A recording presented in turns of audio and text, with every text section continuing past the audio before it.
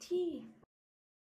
October was such a weird mismatch of reads. I read three amazing five-star books, some very bleh mid books, and then some of the most horrific, disturbing, weird books I have ever read in my life and will never read again. So let's go ahead and talk about them. I'm gonna first go over the stats of this month. I use StoryGraph to, do all the stats for me so I don't have to plug it all in myself. Starting with moods, it says that the biggest mood I read this month was dark, which makes sense because I did read quite a lot of horror books. And then the second mood would be emotional, which also makes sense because I ended up crying quite a lot this month. In a very good way, though. Out of the 12 books, four of them were in between 300 and 500 pages, and the rest were under 300 pages. And that's why I managed to read around 12 books because I didn't really read any huge books this month. Fiction, nonfiction. I only read one nonfiction and the rest were all fiction. However, that one nonfiction was really, really good. Moving on to format, I ended up reading 7 of the books as digital books, so on my Kindle, and 5 of the books as audiobooks. I did not finish a single physical book this month. I tried and I miserably failed again. All right, so now let's go ahead and talk book by book. I'm going to go in chronological order that I read them. If I tried to do it any other way, I'd probably end up forgetting quite a few of the books in here. So, to start off with, I finished The Fatal Kiss. This was a young adult, very, very, very easy to read folklore, fantasy, water nymphs, not nymphs. What are they called? They're not mermaids, they're not nymphs, there's a word for them. Expect a very teenagery, cheesy romance. It has a little bit of a similar feeling to My Throat and Open Grave. If you've read that one, I just wasn't emotionally attached to any of the characters. I didn't really care for any of them. The story was rushed. I wish we had gotten so much more of the fantasy and the folklore elements.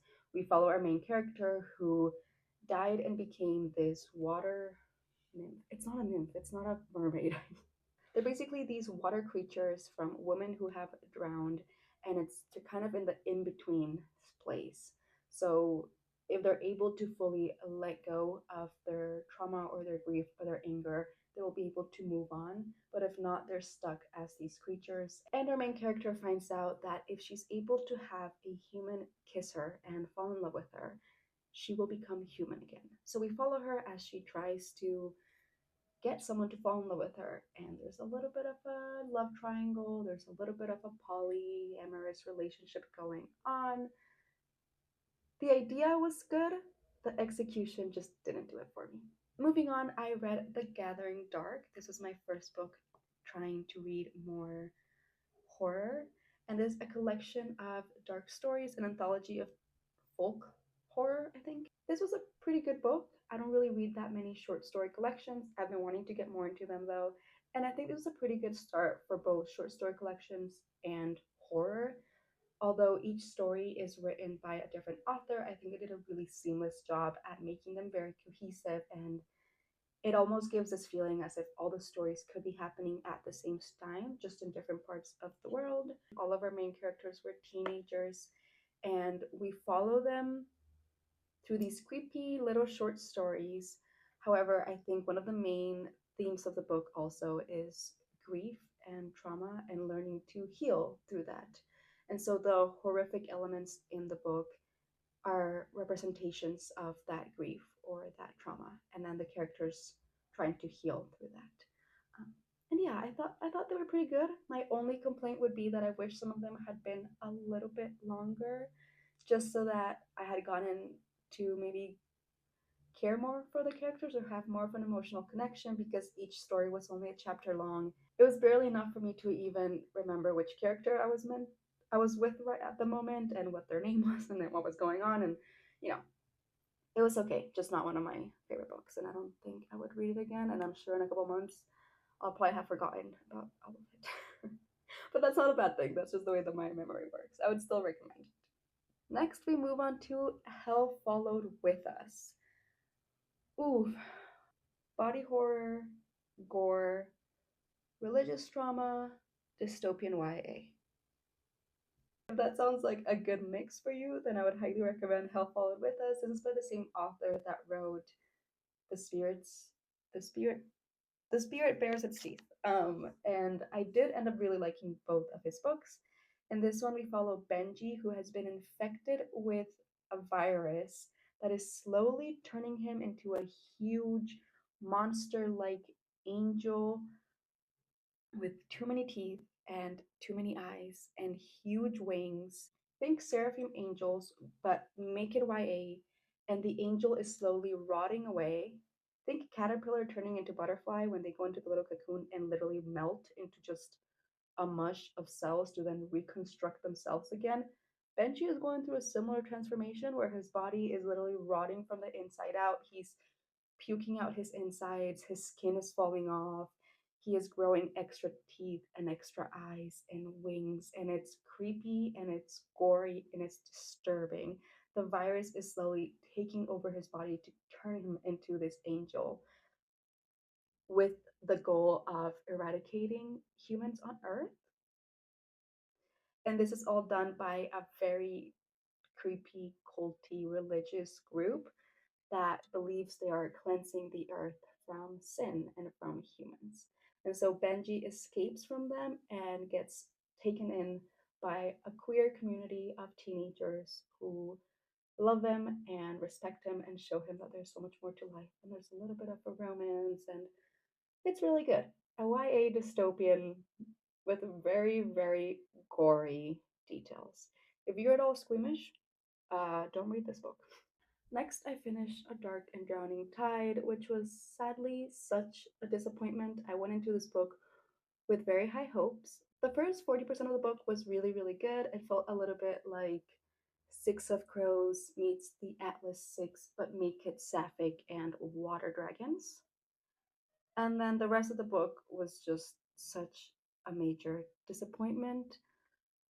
The romance wasn't believable. It felt very, very rushed. I think the plot just kind of lost me towards the end. I don't understand what the purpose of the book itself was. We ended up exactly where we started. Nothing happened. Nothing got resolved. The atmosphere was very well done, though. At the beginning, at least, at the first 40%. The last 60%, what happened? Oh, sadly, not a great book. After that, I read my one and only nonfiction of the month, All the Living and the Dead. This is one of the most immediately capturing and immersive nonfictions I have ever read. I would definitely say look up trigger warnings. However, the topics discussed in this book are very, very heavy. We follow a journalist throughout 3 years as she sets off on this journey to investigate and interview and just talk to as many people as she can who work in the death industries. So, people that work in morgues, people that work as grave diggers, people who work as crime scene detectives, executioners, funeral directors, um, I don't know, people that work cleaning up crime scenes, people that work having to identify bodies after catastrophes, just anything you can imagine. So many jobs that I hadn't even considered or given much thought to. I feel like I learned so much, and my perspective on a lot of things definitely changed after reading this book. However, lots of it was very hard to listen to. I did listen to this in audiobook, and it's narrated by the author herself, which I think is such a special touch to memoirs or just books that are telling parts of someone's story. And because it's her telling her story of those 3 years as she interviewed these people, I think that just added so much more to the book. Lots of it was definitely hard to listen to. It gets very, very heavy with detail and just like it's very raw. There's no fluff. She says it exactly as it is. And it really affected the author as well because she was not only interviewing them, but she would go and spend a whole day with these people and help them dig the grave, help them embalm a body. And so it just got very, very real and very dark.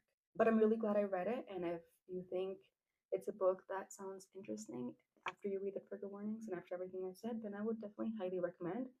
Just maybe take it a bit slower than I did. I listened to it in like the span of 2 or 3 days, and that was maybe just too much all at once. After that, I made the big mistake of reading Earthlings. I talked about this in my previous video, so I'm not going to go in depth about it, but all I can say is that Sayaka Murata, the author, is a really good writer. I understand why she's so famous. I did enjoy her book, Convenience Store Woman. I would say read that one and skip Earthlings. Earthlings is the most disturbing, horrific book I have ever read and probably will ever read. I wouldn't recommend this book to a single person in my life. And if you go into it, just be warned, okay? Read all the trigger warnings because this covers everything dark and horrific you could possibly think about is put into this book. Too much for my taste. Yeah, it was just the most disturbing, dark, and twisted horror ever. I don't even know how to describe this book. It's just yeah, we're gonna leave it at that. Don't read Earthlings. And not a lot of people enjoyed it. To each their own. I personally think that reading Earthlings should come with a free therapy session because I'm gonna need therapy after reading that book. Next, I read Ring Shout, which is by the same author as A Master of Jinn. Not quite as good as A Master of Jinn, but I still did really like it. This is historical fiction set in the early 1900s, I believe. But the historical fiction part of it gets turned into this dark, horrific fantasy element. Definitely spooky, definitely gory, and very sad. I think about halfway through the book, I was enjoying it, but I wasn't loving it. The narrator, however, does an incredible job, so I would highly recommend listening to it as an audiobook. And yeah, I was about halfway through the novel, not really loving it, but still there for the ride. And I didn't feel as emotionally attached with the characters as I had immediately with A Master of Jinn. However, we hit the half mark point, and tell me why I started sobbing at a certain death that happens. That just goes to show how good this writer is. Because even though I wasn't as emotionally attached to the characters, that death scene hit me. It hit me hard. If you want a very spooky historical fiction with that fantasy aspect of horror, almost alien like, but also with a very good discussion on what was going on at that time in the States, then I would recommend Ring Shaft. Next, I read back to back two of my new all time favorite books ever The Raven Boys, which I am obsessed with. I'm currently reading the second one and I'm filming a whole reading vlog for the whole series. So I'll talk so much more about it in that vlog, which will hopefully come at the end of this month. I just need to finish the three books that I have left. But I end up loving The Raven Boys. I don't even want to talk about it too much because I'll have that whole vlog for it. But this is the kind of young adult that I needed, especially after having struggled so hard with young adult. I needed a good book, and the Raven Boys delivered. I I almost wish I had read these when I was in high school because I think I would have fallen head over heels in love with all of the Raven Boys and Blue. But I'm just so glad I've finally gotten around to reading them, and yeah, they made me feel like I was 16 again, and I loved it. I have nothing else to say. I laughed, I cried, so good. And right after that, I was incredibly lucky to get the arc for Wizard of Most Wicked Ways, which is the fourth novel in a five-book series that's not completed. The fourth book is coming out in March of next year, March or April. Will be on the screen.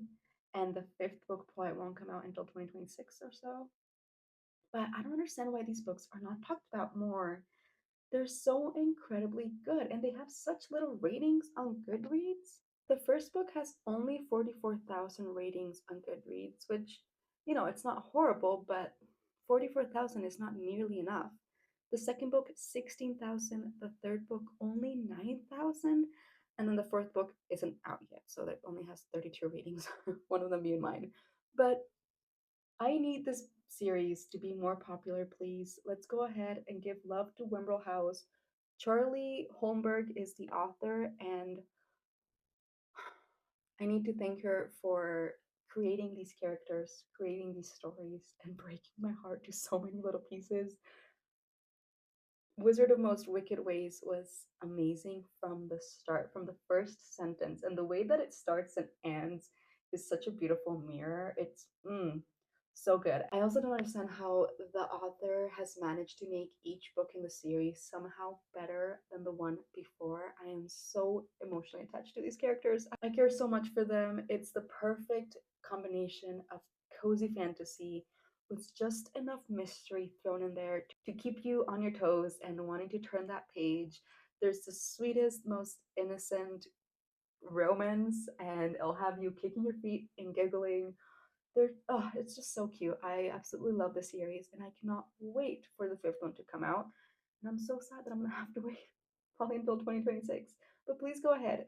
If anything, if I out of every single book that I've recommended, please go ahead and pick up Wimberl House, the first one, A Keeper of Enchanted Rooms, and just give them a go, okay? Because they're so good and they're not talked about enough.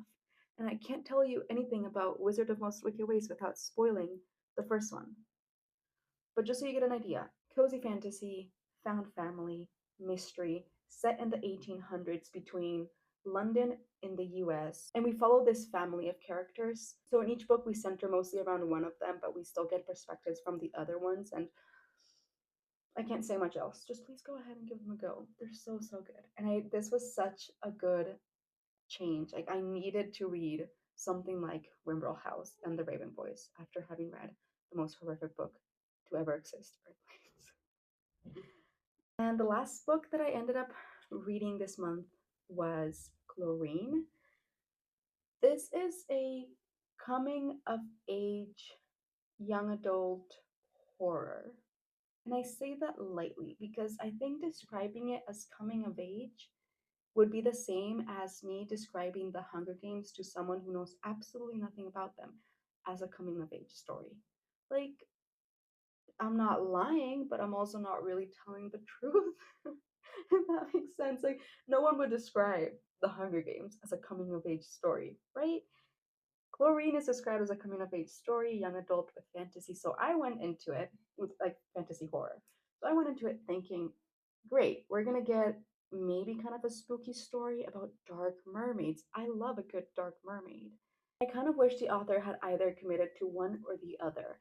I wanted her to either fully commit to mermaids and having vengeful mermaids who are here to cause chaos and get revenge and just be dark and spooky and full of teeth that are ready to devour, or have it be more that the horror elements of it were a representation of mental illness and abuse and trauma that the main character is going through, but have it be something that, even though it's being represented in like a more horrific, fantastical way, it is understood by the reader and by the end of the story that it is, at the end of the day, a representation of all these things she's going through. One or the other, like fully commit to the fantasy or don't. But the way that it was done was just very in between. And then it was left kind of open to interpretation at the end, which I know a lot of people enjoy, but that kind of, it kind of pissed me off. I wanted to know what happened at the end, and we don't get an answer. I also would say there's a scene in the book that didn't need to be in there, or it didn't need to be that explicit, I guess. I understand. I'm not opposed to horror. I'm not opposed to gore. I'm not opposed to body gore. You know, take into consideration Hell Followed With Us. It has a lot of gore. I still really enjoyed it. However, there is a scene that's a very detailed description of self harm, and I don't think that needed to be included in there. It could have been mentioned without it being so heavily described. And I was listening to this as an audiobook and I had to skip through it. It was just too much for me. So just take that into consideration. Make sure you read the trigger warnings if you do want to pick up this book. I understand the good reviews on it. I also understand the bad reviews on it. I don't regret reading it, but it wasn't my favorite. Oh my god, I forgot about two more books. The last book I actually read was a novella, which is To Be Taught If Fortunate. And I'm so glad I read this after Chlorine because I just needed to end the month on a good note. And this has become one of my new all-time favorite books ever. This is a 100 out of 10. So good. Becky Chambers is a genius, a master when it comes to writing cozy sci-fi. This is only about 130 pages, 150 pages or so, and she managed to make me sob about 3 times in those 150 pages.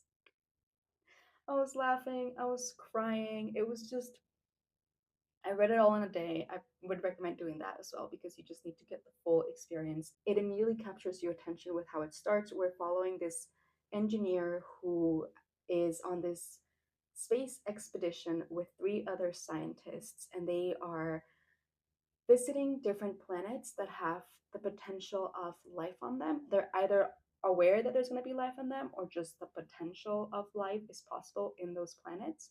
And they were sent from Earth to discover more of space, whilst Earth is trying to deal with the havoc and the chaos that us humans have caused from not taking care of our home. And so these scientists are being sent off into space to look at other planets and hopefully learn from them. And it's not made very clear if the goal is ever to have humans move there or not. But it's just more of like an expedition to learn from other forms of life, or just to explore that curiosity that's in humans about space and aliens and all that. And although it's very heavy sci-fi, Becky Chambers does such a good job at making it not only accessible to the reader, but it's sci fi that's fully character driven and not plot driven. So I think this book is great for anyone. I don't think you have to be a sci fi lover to like this book because you're so much more centered on the characters, on these specific 4 characters. And you end up getting to know them so well and just loving them so much and being there with them and feeling their pain. And Becky Chambers just does such a good job at making us ponder and question so much and just describing the complexities of being human. No matter if you're a human in the 1800s or you're a human in 2200, it's just, she does such a good job at writing these beautiful, complex, full rounded 3D characters in less than 200 pages. So take what I said back. If you read anything from anything I've ever recommended, read To Be Taught If Fortunate. And then if you want a series, read the Wimbrel House series. But yeah. And last but not least, I did read something else. It was just not a book. I read, it's a book. I read a manga. So just, I don't know if I mentioned this, but this Fatal Kiss, Wizard of Most Wicked Ways, and Home Office Romance, which is a little manga, were all from NetGalley. So they're all AUX. So thank you so much, NetGalley, for letting me read books that haven't yet come out. And I believe Home Office Romance was my first ever manga. Yeah, I watch a lot of anime, but I haven't ventured into manga quite yet. I just didn't really think it was gonna work for me. I prefer novels, and then I like watching anime. But it turns out I did really enjoy this one, so I'm probably gonna end up picking up more manga. So if you have any recommendations, please let me know. We follow our main character as he tells us the story of how he met his wife, and this is set during the pandemic, so his job ends up becoming remote. He's sent to work from home, and that's when he gets to know his neighbor, who may or may not become his wife. It was very cute, very short. If you like manga and if you like romance, then I would say this was a pretty cute one. So yeah, I'm looking for more manga now. Please go ahead and recommend any down below, your favorite manga for me to read. And then the 2 DNFs of this month. They're soft DNFs in the sense that I'm hoping to pick one of them up again. The other one I'm 100% sure I will. I just am struggling with physical books. That is Ninth House. I was enjoying it. Tell me why I stopped.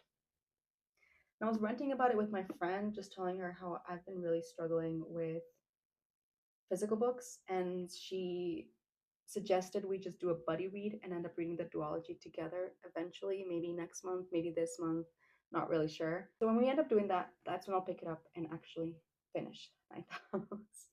Nothing against it. I'm excited to read it. I'm just struggling so much with physical books. I don't really know why. I just love my Kindle. I think like my Kindle has just fully replaced physical books for me. And I feel guilty saying that because I used to be a physical book advocate. I would swear upon my grave that Nothing can replace physical books, but my Kindle has, except for the smell. Nothing replaces the smell of a physical book. But yeah, I'll end up picking this up again. And then the other book that I ended up DNFing was Never Whistle at Night. And that is another short story collection, an indigenous short story folklore connection, horror. The reason why I ended up DNFing it was because I needed to read something light, something fun, something cute, something that would warm my heart and not give me nightmares and make me give up on all hope when it comes to humanity. Never Whistle at Night, although I think it's a very important read, and I'm definitely going to end up picking it up again at some point. It's very dark and very, very heavy, and it uses horror not in a fantastical, creepy, eerie, spooky monsters in the woods and, gothic feeling. Instead, it uses horror to depict the horrible things that humans are capable of doing to each other, and it was just very dark, and I needed a break from that. So yeah, those were the 12 books I ended up finishing this month. I think it was a pretty good month. However, November is the one that I'm super excited for. So yeah, I'll see you all in my next video. If you made it all the way to the end, thank you so much for watching. I hope you're having a wonderful day wherever you are, and I'll see you next time.